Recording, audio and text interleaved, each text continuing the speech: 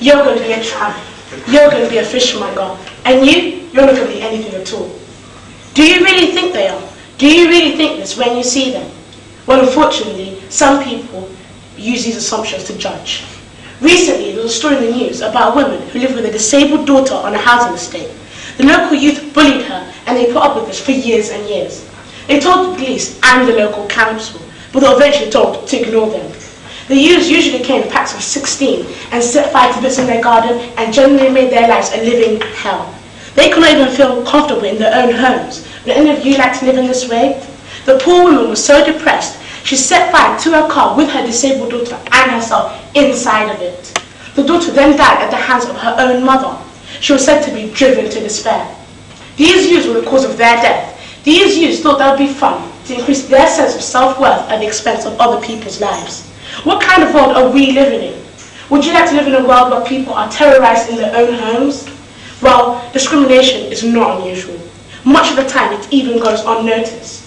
A massive 50% of all bullying incidents go unreported, and 282,000 children are physically attacked in secondary schools each month.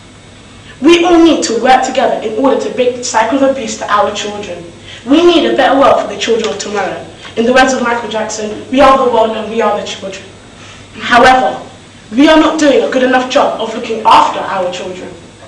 A recent study shows 77% of students said they had been bullied, and a massive 90% of children from year 4 to year 8 report being victims of bullying. It is an ongoing and growing problem which we need to solve. Thousands of children have attempted suicide, and many of them have sadly succeeded. One boy was brave enough to tell his story.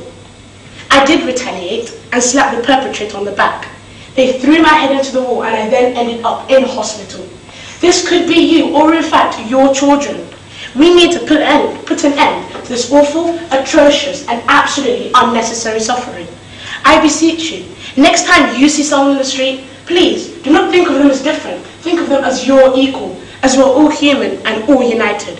Don't judge a book by its cover. Look deeper. You'll see there's a whole lot more to